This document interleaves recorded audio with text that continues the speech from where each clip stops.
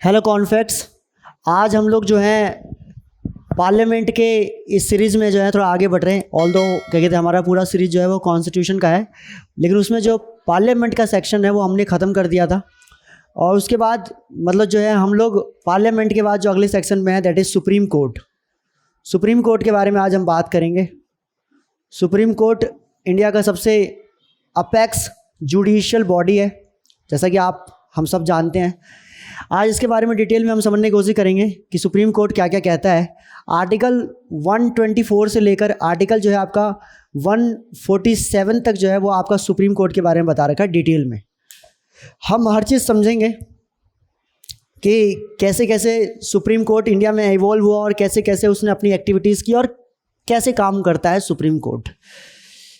हम इससे पहले यूनियन के अंदर जो है हम पार्ट 5 कर रहे हैं हम लोग, जिसके अंदर यूनियन के अंदर टोटल जो है आपका आर्टिकल हमने स्टार्ट किया था 52 से, जो कि हमारा चलेगा 151 तक। आज हम इस पे हैं। इससे पहले हम लोगों ने क्या क्या कर लिया है, इससे पहले हमने प्रेसिडेंट कंप्लीट कर लिया था, वाइस प्रेसिडेंट कंप्लीट कर लिया था। और उसके बाद अगर हम बात करें तो हम लोगों ने prime minister and it's council के बारे में हमने बात कर ली थी, राइट। उसके बाद हम लोगों ने जो है काउंसिल के बाद पार्लियामेंट के बारे में डिटेल से समझा था। ये 4 पार्ट हम कंप्लीट कर चुके हैं, जिसके अंदर आपका जो है आर्टिकल 52 से लेकर और आर्टिकल 62 तक कह सकते हैं मोटा मोटी mutatis mutandis the legal term which is use for the मोटा मोटी, हमने यहाँ तक कर लिया था। आर्टिकल 63 से लेकर और आपका 70 या 71 कह लो आप, यहाँ तक हमने 71 क्या 73 कह लो, यहाँ तक हमने जो है आपका वाइस प्रेसिडेंट का कंप्लीट कर लिया था। देन उसके बाद हमने प्राइम मिनिस्टर के लिए आर्टिकल 74 से लेकर 78 तक हमने कंप्लीट देखा था। एंड देन आर्टिकल 78 से लेकर और आर्टिकल 122 तक जो पार्लियामेंट देखा था, प्लस एक आर्टिकल आपका है आर्टिकल 123 जो कि ऑर्डिनेंस की बात करता है, वो भी हमने जो है इस चैप्टर के अंदर कंप्लीट कर लिया था। तो यहाँ तक जो है हम लोगों ने पूरा का पूरा कंप्लीट कर लिया है। अगर आप लोगों ने इन वीडियोज़ को नहीं देखा है, इन क्लासेस की वीडियोस को नहीं देखा है, तो मैं आपसे रिक्वेस्ट करूंगा कि आप वो सारी क्लासेस एक बार देख ले, क्योंकि उसके बाद आपकी कॉन्सेप्चुअल क्लैरिटी जो है वो कुछ ज़्यादा अच्छी होगी। कहीं कहीं पे जो है करेक्शन की रिक्वायरमेंट थी, करेक्शन हमने कर दिए हैं वीडियो के अंदर। हम इस बात को लेकर जो है कभी गारंटेड नहीं है कि जो है गलतियाँ नहीं होंगी, ठीक है। हम लोग, मैंने आपको पहले कहा कि ऑफलाइन में काम करना, ऑनलाइन में काम करना, आपको भी पता है, आप समझ ही सकते हैं इस बात को। हमारे पास ऑलरेडी मैच्योर ऑडियंस है कि ऑनलाइन और ऑफलाइन में काम करने में काफ़ी डिफरेंस है। जब ऑन कैमरा हम बात कर रहे होते हैं तो कई सारी चीज़ें जो है माइंड में आ रही होती है, लेकिन फिर भी निकलती नहीं है। या कई बार हम बात कर रहे होते किसी अलग पॉइंट पे, लेकिन दिमाग में कुछ और चल रहा होता है, बात कुछ और कर रहे होते हैं, तो कभी कभी आगे पीछे हो जाता है। जैसे मैंने राज्यसभा के चैप्टर के अंदर राज्यसभा के मेंबर की जो एज बताई थी, मैंने 35 बोल दिया था, जो कि पता है मुझे, ये पता ही था कि 30 ईयर्स होता है, बट प्रेसिडेंट दिमाग में थे तो इस चक्कर में जो है आपका आगे पीछे हो गया, बट मैंने उसी में करेक्ट कर दिया था। ऐसी कोई भी प्रॉब्लम होती है तो आप बेफिक्र कमेंट में कर सकते हैं, हमें इस बात का कोई बुरा नहीं लगेगा, ठीक है। हम अच्छा कर रहे हैं तो हम कर रहे हैं, तो इसमें क्या बुरा मानना, और बुरा करेंगे या कुछ गलती हो जाएगी तो वो भी हम ही कर रहे हैं, तो we will rectify that. But हाँ, ये ज़रूर है कि आपको कंप्लीट पैकेज देने की पूरी कोशिश है हमारी।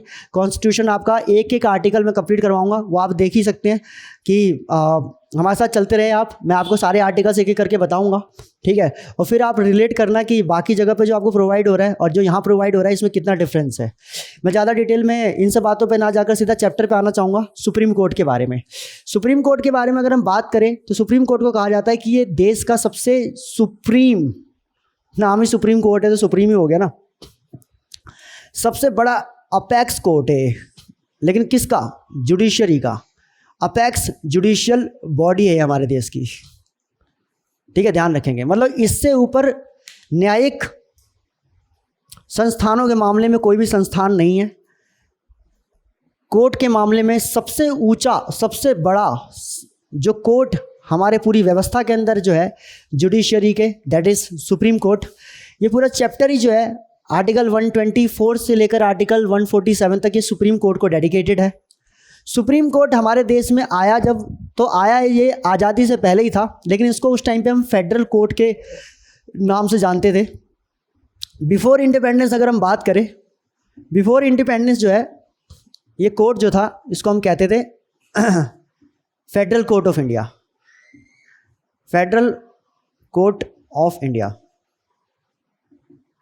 हम इसको फेडरल कोर्ट के नाम से जानते थे पहले, जो कि आपका गवर्नमेंट ऑफ इंडिया एक्ट 1935 के बाद आया था। ऐसा नहीं है कि गवर्नमेंट ऑफ इंडिया एक्ट 1935 के आने से पहले देश में कोई दूसरा कानून नहीं था, लेकिन यह है कि आपका इस वाले एक्ट में प्रॉपर तरीके से जो है सुप्रीम कोर्ट के बारे में बता दिया था। उससे पहले हाई कोर्ट हुआ करती थी। हाई कोर्ट की स्टैब्लिशमेंट के बारे में आपको मैं बात करूंगा आगे, आर्टिकल 214 में मैं आगे बात करूंगा आपसे, उससे मतलब उसके आगे के आर्टिकल से। और उसके बाद प्रीवी काउंसिल हुआ करती थी। तो इनके बीच के जो भी मुद्दे होते थे उन सारे मुद्दों को जो है वो आपका फेडरल कोर्ट देखती थी। बाद में हमने इंडिपेंडेंस के बाद जो है, आफ्टर इंडिपेंडेंस जो है, हमने इसी कोर्ट को क्या कर दिया, अपने देश में सबसे सुप्रीम जो है बॉडी ऑफ द जुडिशरी जो है उसे हमने एक्सेप्ट किया। और हमने इस फेडरल कोर्ट ऑफ इंडिया का नाम चेंज करके हमने क्या किया, इसका नाम चेंज करके हमने कर दिया सुप्रीम कोर्ट ऑफ इंडिया।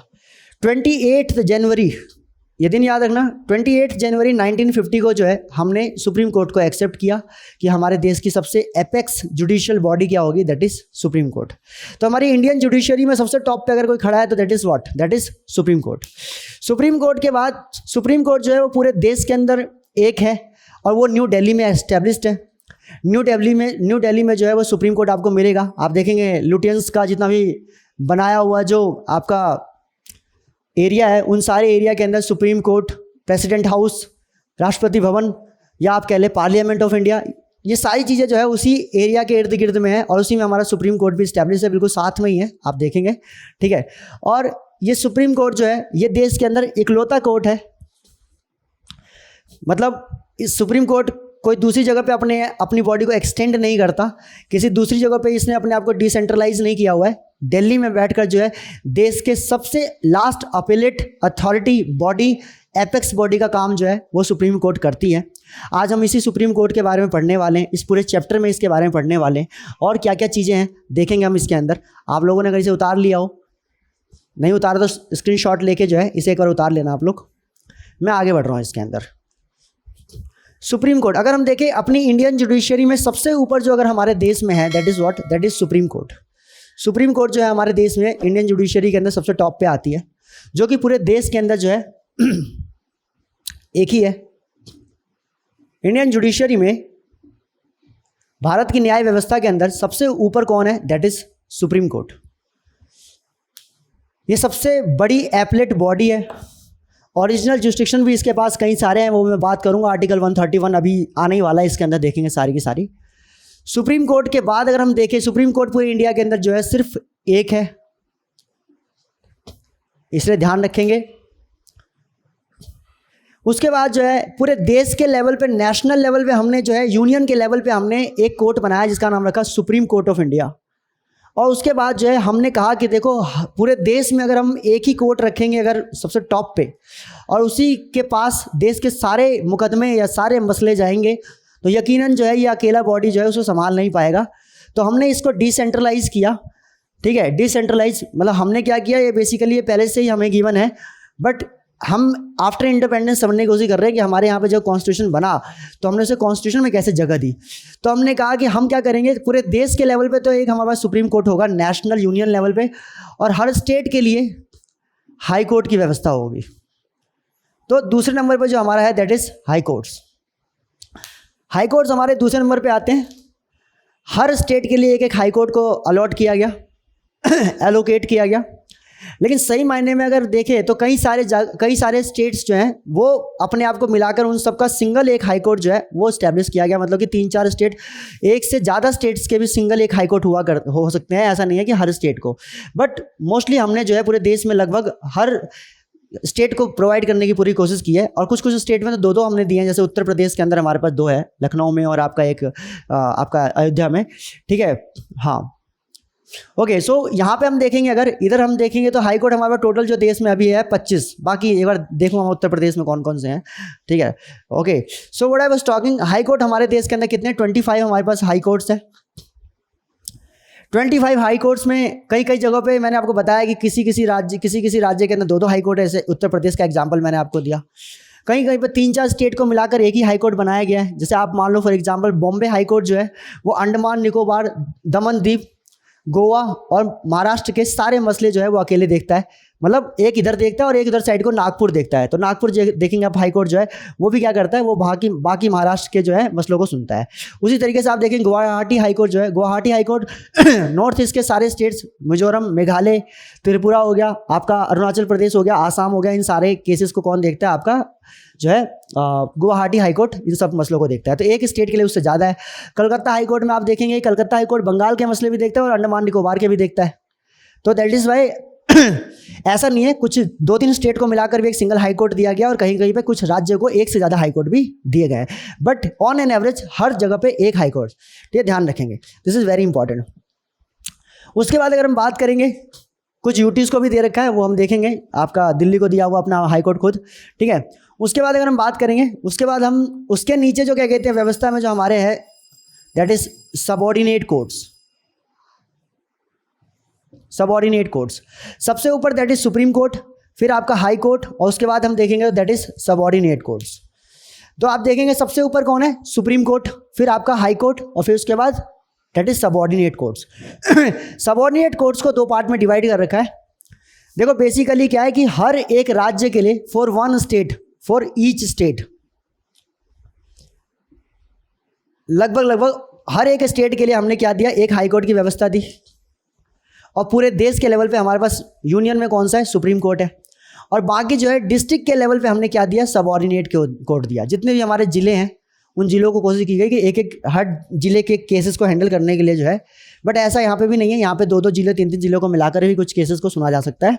ऐसा नहीं है कि एक डिस्ट्रिक्ट में एक ही कोर्ट हो, लेकिन मूलतः इस बात को माना जाता है कि हर एक डिस्ट्रिक्ट के अंदर एक जो है आपका डिस्ट्रिक्ट कोर्ट अवेलेबल होगा।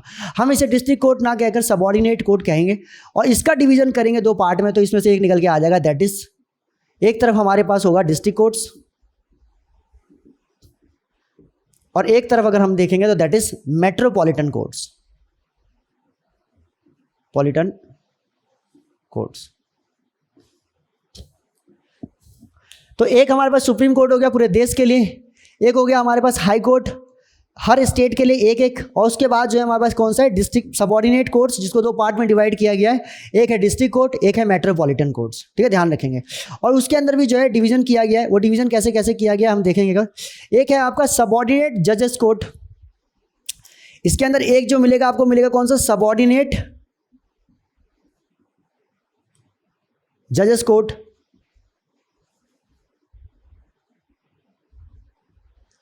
एक आप इसके अंदर देखेंगे प्रोविंशियल आपका मिलेगा एक प्रोविंशियल स्मॉल कॉज कोर्ट, हाँ, और एक criminal session court, criminal session court, और आपका एक प्रोविंशियल स्मॉल कॉज कोर्ट। ये आपका 3 पार्ट में जो है डिस्ट्रिक्ट वाला डिवाइड कर रखा हुआ। और अगर हम सबऑर्डिनेट को भी डिवाइड करेंगे, दो कोर्ट और निकल के आ जाएंगे। मुंसिफ होगा और एक आपका है न्याय पंचायत, मुंसिफ कोर्ट और आपका न्याय पंचायत। तो मुंसिफ कोर्ट और आपका न्याय पंचायत, ये मैं आपको पूरे देश का स्ट्रक्चर बता रहा हूँ, कोर्ट का स्ट्रक्चर कैसे है हमारे पूरे देश के अंदर, ठीक है। ये समझना बहुत जरूरी है, दिस इज वेरी इंपॉर्टेंट। उसके बाद जो है आपका क्रिमिनल सेशन कोर्ट को देखें तो उसमें भी 2 है आपका, एक सबऑर्डिनेट मजिस्ट्रेट कोर्ट और एक है आपका पंचायत अदालत। सबऑर्डिनेट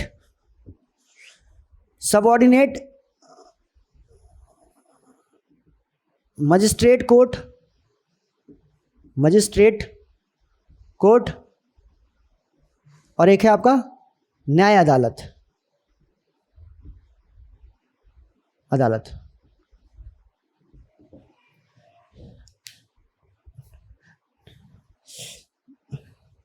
जुडिशियल मजिस्ट्रेट और एग्जीक्यूटिव मजिस्ट्रेट। और आपका जो सबऑर्डिनेट मजिस्ट्रेट है उसके अंदर भी दो कैटेगरीज बनाई गई है, एक जुडिशियल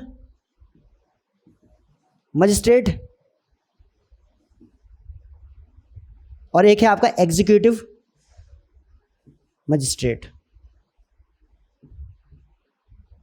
ध्यान रखेंगे। ये आपका जो है पंचायत अदालत के नाम से भी जाना जाता है, that is important.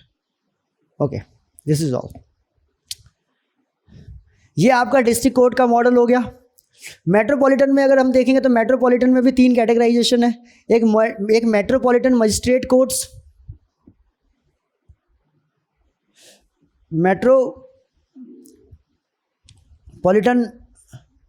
Magistrate courts,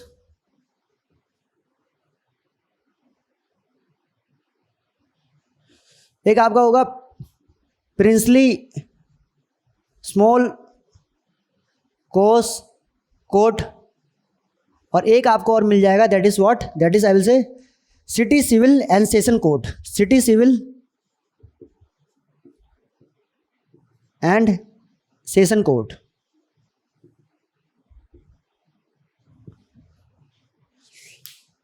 सो ये स्ट्रक्चर है हमारे देश में कोर्ट का, कोर्ट सिस्टम हमारे देश में। सबसे ऊपर पूरे देश के लेवल पे कौन है, दैट इज सुप्रीम कोर्ट। उसके बाद हर स्टेट के लेवल पे कौन है, हाई कोर्ट। और डिस्ट्रिक्ट के लेवल पे हमारे पास सबऑर्डिनेट कोर्ट्स हैं। लेकिन सबऑर्डिनेट कोर्ट्स को हमने 2 पार्ट में डिवाइड कर रखा है, एक तरफ डिस्ट्रिक्ट कोर्ट है और एक तरफ आपका कौन सा है, मेट्रोपॉलिटन। मेट्रोपॉलिटन उन जगहों के लिए है, उन जगहों पर मेट्रोपॉलिटन कोर्ट्स होते हैं जहाँ पर मेट्रो की व्यवस्था आपकी आ चुकी है। जैसे दिल्ली के अंदर हो गया आपका। उसके बाद क्या कहते हैं, हम देखेंगे कर्नाटक, कोलकाता के अंदर जो है आपका जो है दैट इज आपका मेट्रोपॉलिटन आपको मिल जाएगा। जो भी मेट्रोपॉलिटन के इलाके हैं उन सारे जगहों जहाँ जहाँ मेट्रो रन कर रही है, ठीक है, उन जगहों पे, बॉम्बे में हो गया आपका, इन सब जगहों पे जहाँ जहाँ पे भी आपका जो है मेट्रो रन कर रही है वो मेट्रोपॉलिटन जो है आपका कोर्ट वहाँ पे चलते हैं। और बाकी जगहों पे जो है डिस्ट्रिक्ट कोर्ट। थोड़ी व्यवस्था में थोड़ा सा जो डिफरेंस रहता है, बाकी तो सब कुछ ठीक ठाक ही रहता है। मतलब थोड़ा स्टैंडर्डाइजेशन के अंदर हो सकता है मेट्रोपॉलिटन थोड़ा सा आपको ज़्यादा दिखे, और बाकी डिस्ट्रिक्ट हो सकता है कि मतलब व्यवस्थाओं में थोड़ा सा आपको क्या कहते हैं सामान्य दिखे, लेकिन सामान्य दिखता है, पावर अभी भी स्ट्रांग है। आपको जब भी कभी केस करना होगा, अगर आपको कभी भी कोर्ट के अंदर कोई केस करना होगा तो आपको सबसे पहले जाना कहाँ से होगा, डिस्ट्रिक्ट कोर्ट के अंदर से जाना होगा। डिस्ट्रिक्ट कोर्ट में भी 2 तरह की चीज़ें देख रहे होगे आप, एक सबऑर्डिनेट जजेस कोर्ट है और एक क्रिमिनल सेशन कोर्ट है। प्रोविंशियल स्मॉल कोर्ट जो है वो बेसिकली व्यवस्था का पार्ट है, लेकिन एक्टिव उतना ज़्यादा नहीं इस पर क्या कहते हैं केसेस रजिस्टर होते हैं हमारे। मेन जो है आपका सबऑर्डिनेट जजेस कोर्ट का हो गया और क्रिमिनल सेशन कोर्ट के ऊपर है। सबऑर्डिनेट जजेस कोर्ट का मतलब क्या, देखो जहाँ पे भी जज वर्ड आ जाए तो समझ लेना कि मैटर सिविल होगा, और जहाँ पे भी आपका जो है सेशन कोर्ट आ जाए, सेशन वर्ड आ जाए, या आपका मजिस्ट्रेट आ जाए तो समझ लेना कि वहाँ पे क्या है, आपका मैटर जो है क्रिमिनल होगा। तो जब भी क्रिमिनल केसेस को आप फाइल करेंगे तो आप कहाँ जाएंगे, क्रिमिनल केसेस को कभी भी अगर आप क्या कहते हैं पिटीशन फाइल कर रहे हैं तो आप कहाँ जाएंगे, आप क्रिमिनल सेशन कोर्ट के अंदर जाएंगे। और अगर आपका सिविल केस होगा तो आप कहाँ पर जाएंगे, सिविल आपका सबऑर्डिनेट जजेस कोर्ट में आएंगे। उसमें भी आपका मुंसिफ है, न्याय पंचायत के अंदर है। अब पंचायत जैसे गाँव के स्तर पर अगर आपका न्याय पंचायत का मामला है तो आप पंचायत के स्तर पर वहाँ जा सकते हैं। और अगर आपका जो है उसके अलावा जो है अगर कहीं पर भी, पहली बात तो ये समझना जरूरी है कि सिविल और क्रिमिनल केसेस में सिविल और क्रिमिनल केसेस कैसे कैसे होते हैं, ये कई लोगों को पता नहीं रहता। जैसे वही वाली बात है, सिविल केसेस वो केसेस हो जाएंगे जहां पर आपने किसी से कुछ पैसे लिए और वो पैसे आपको समय पर लौटाने थे, आप नहीं लौटा पाए, तो उसने आपको जो है उस पैसे के लिए जो केस कर दिया, दैट इज सिविल केसेस। ठीक है, ध्यान रखना। आपने अपने प्रोडक्ट के एडवर्टाइजमेंट के लिए कैटरीना कैफ को कहा था कि हमारे यहाँ पे एडवर्टाइजमेंट करो, 2 साल का कॉन्ट्रैक्ट हुआ था, उसने 1 साल किया, दूसरे साल किया ही नहीं। तो आप जो उस पर केस करोगे कि मेरा जो आपने एग्रीमेंट किया था उसको पूरा करो, तो ये है सिविल केस। लेकिन मान लो कि फॉर एग्जांपल जो है अगर आपने कैटरीना कैफ ने आपके साथ जो है मतलब कि काम तो किया ही नहीं, साथ में जो है 2-4 और जड़ के और चली गई आपके, तो ऐसे में क्या हो जाएगा कि ये क्रिमिनल मैटर हो जाएगा, हाथापाई, लड़ाई, छूट फूट। ठीक है ना, ध्यान रखिए। इसके लिए आईपीसी के अंदर आर्टिकल 318 से लेकर 338 के अंदर जो है केस रजिस्टर होता है आपका क्रिमिनल सेशन कोर्ट के अंदर। तो क्रिमिनल में क्या होता है, जहाँ पर लूट हो गया, मारपीट हो गई, किसी का हाफ मर्डर हो गया, ठीक, ध्यान रखना, रेप के केसेस, ये सारे क्या है क्रिमिनल केसेस में आ जाते हैं। तो जहाँ पर मामला सिर्फ पैसे का नहीं है, मतलब मैं ये नहीं कह रहा कि पैसे का होना ही चाहिए, लेकिन पैसे का नहीं, जहाँ पर क्या है, जहाँ पर आपको जो है कोई इंजरी हुई है और जहाँ पे आपके फिजिकल इंजरी होती है, वो केसेस कौन से हो जाते हैं, वो आपके क्रिमिनल केसेस में आ जाते हैं। कई जगह पे फिर क्रिमिनल इंजरी नहीं होती फिर भी आते हैं, जैसे चोरी है, चोरी का केस क्रिमिनल केस है, लूट का केस क्रिमिनल केस है। ठीक है, ध्यान रखेंगे। तो ये सारे केसेस कौन से होते हैं, क्रिमिनल। क्रिमिनल केसेस के लिए आप कहाँ जाएंगे, क्रिमिनल सेशन कोर्ट के अंदर जाएंगे। और सिविल केस जब आपका होगा तो आप कहाँ जाएंगे, सबऑर्डिनेट जजेस कोर्ट के अंदर आप जाएंगे। ठीक है, ध्यान रखना, ये बेसिक डिफरेंस समझना बहुत जरूरी है। उसमें अगर आपका जो है पंचायत से रिलेटेड कोई मैटर है तो फिर आप न्याय पंचायत में जाए, बाकी उसको छोड़ के जो कुछ भी आप कहाँ जाएंगे, मुंसिफ में। उसके बाद जो है आपका क्रिमिनल वाले में यहाँ पे भी 2 तरह का डिवीजन हो रखा है। एक सबऑर्डिनेट मजिस्ट्रेट कोर्ट है और एक आपका न्याय अदालत है। न्याय अदालत में बेसिकली होता क्या है, फंडा यही है कि यहाँ वाले में वही गांव मोहल्ले में जो है क्रिमिनल केसेस को जो हैंडल करने वाले जो अक्सर जो अदालत होती है वो न्याय पंचायत अदालत के अंदर आती है, जिसमें गाँव के अंदर आप देखेंगे अक्सर जो है वो सरपंच मिलकर जो है 5 जो है पंच मिलकर जो आपस में फैसला करते हैं। इस तरह के केसेस आते हैं। अगर मान लो कि वो केसेस वहाँ हैंडल नहीं हो रहा तो वो जो है आपका क्रिमिनल सेशन कोर्ट के अंदर आ सकता है। कई बार ऐसा होता है कि यही लोग हैंडल करते हैं, लेकिन ये अपनी तरफ से कोर्ट की तरफ से जो है एक पर्सन को वहाँ पर अपॉइंट कर देते हैं। तो इससे क्या होता है कि उनके देख रेख में जो है फैसला हो जाता है। और ज़्यादातर हमारी जो न्याय व्यवस्था यही कहती है कि देखो कोशिश करो कि कोर्ट्स को अवॉइड ही करो, और जितना हो सके सामाजिक स्तर पे अगर आप जो है केसेस को सॉल्व कर सकते हो उतना बेटर रहेगा हमारे को। हम ये क्योंकि केसेस कम होना जरूरी है।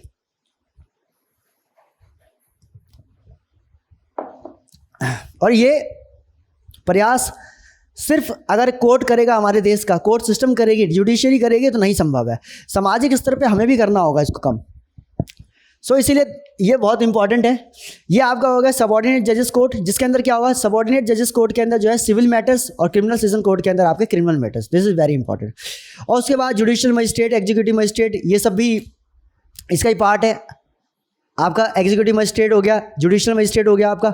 उसके बाद यहाँ पे देखेंगे न्याय पंचायत हो गया आपका, सबऑर्डिनेट मजिस्ट्रेट कोर्ट हो गया। और प्रोविंशियल मैंने आपको बता दिया कि उतना एक्टिव नहीं है। बेसिकली जो आपका मतलब कहते हैं कि ट्रांजिशन पीरियड में जो क्या कहते हैं कोर्ट्स हमारे यहाँ पे थे प्रोविंशियल, उन ट्रांजिशनल क्या कहते हैं कोर्ट्स की कई एक रूपरेखा जो है आप कह सकते हैं प्रोविंशियल स्मॉल कोर्ट है।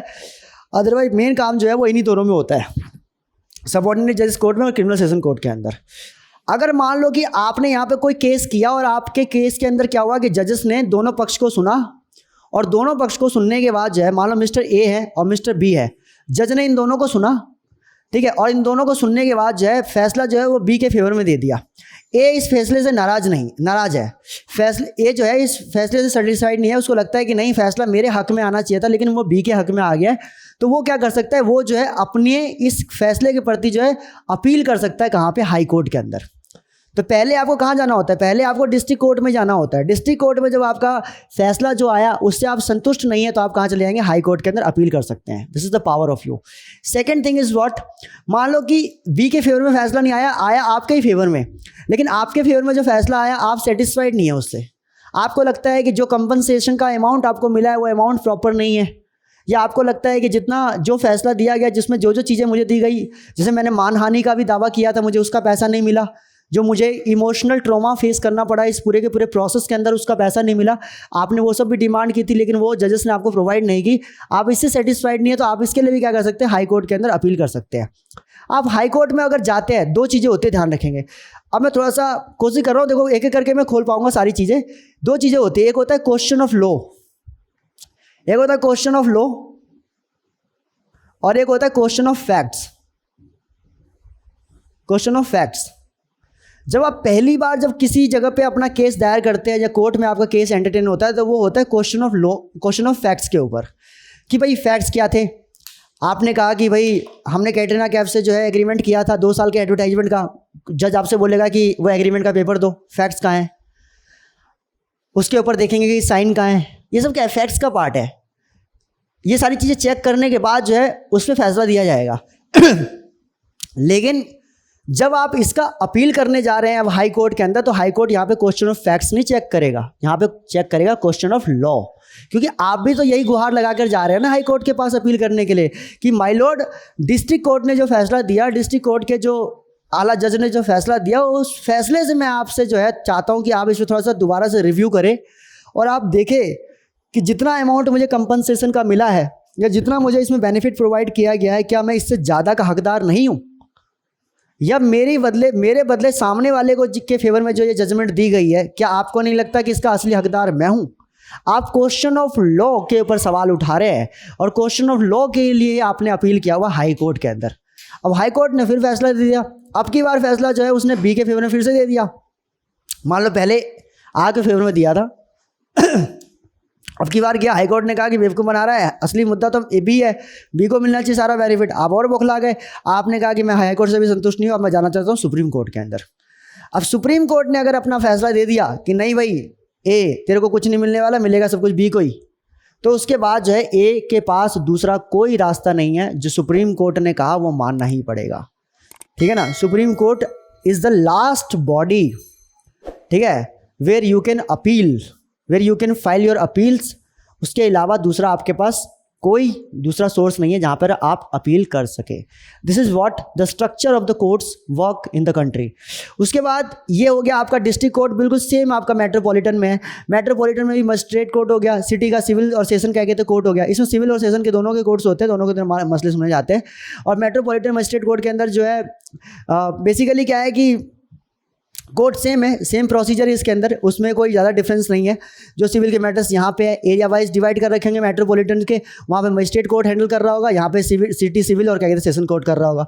और यहाँ पर जो है प्रिंसली, मैंने आपको बताया कि ट्रांजिशन पीरियड के टाइम पर जो हमारे कोर्ट्स हुआ करते थे, जो पावर दिए गए थे प्रिंसली के या आपके प्रोविंशियल के, वो सारे इनके पास दिए गए। अब इनका रेलिवेंस उतना ज़्यादा है नहीं। मेन रेलिवेंस सबऑर्डिनेट क्रिमिनल का, मेट्रोपॉलिटन का, सिटी सिविल का है। ये जो फैसले देते हैं इसके ऊपर जो अपील करनी होती है वो हाई कोर्ट में, इसके प्रति जो अपील करनी होती है, इनके फैसले से अगर आप संतुष्ट नहीं है तो उनके प्रति जो अगर अपील करेंगे तो वहाँ कहाँ करेंगे, सुप्रीम कोर्ट के अंदर करेंगे। ये हमारा पूरा स्ट्रक्चर चलता है। पहले हम चेक करवाते हैं क्वेश्चन ऑफ, पहले बात होती है सबसे पहले जो कोर्ट में हम जब कभी केस फाइल करते हैं तो वहाँ क्वेश्चन ऑफ फैक्ट पे बात होती है। जब दूसरी बार हम अपील कर रहे होते हैं तो वहाँ पर क्वेश्चन ऑफ लॉ पे बात हो रही होती है। क्वेश्चन ऑफ लॉ का मतलब होगा कि आपको कानून में या जो आपके ऊपर जो कानून थोपा गया है वो कानून आपको लग रहा है कि सेटिस्फैक्टरी नहीं है, इसके लिए आप अपील कर रहे हैं और आप कह रहे हैं कि माय लॉर्ड इसे दोबारा चेक करें, मैं इस बात की आपसे अपील करता हूं। तो ये हमारा स्ट्रक्चर है कोर्ट का। अब हम देखेंगे धीरे धीरे कि आगे कोर्ट क्या क्या कहता है। ठीक है, हमारा मेन फोकस जो है इन नीचे वालों पे नहीं होगा, इनके बारे में तब होगा जब हम चैप्टर 6 में बात करेंगे। हम पार्ट 6 में जब बात करेंगे तो हाई कोर्ट और सबऑर्डिनेट कोर्ट को मैं और डिटेल में बात करूंगा, क्योंकि मैं यहाँ उतना नहीं बता सकता हूँ। यू कैन अंडरस्टैंड, मेरा मेन फोकस यहाँ पे रहेगा सुप्रीम कोर्ट के ऊपर। तो सुप्रीम कोर्ट के ऊपर मैं अब आगे बात करना चाहता हूँ कि सुप्रीम कोर्ट कैसे हमारे देश में काम करता है।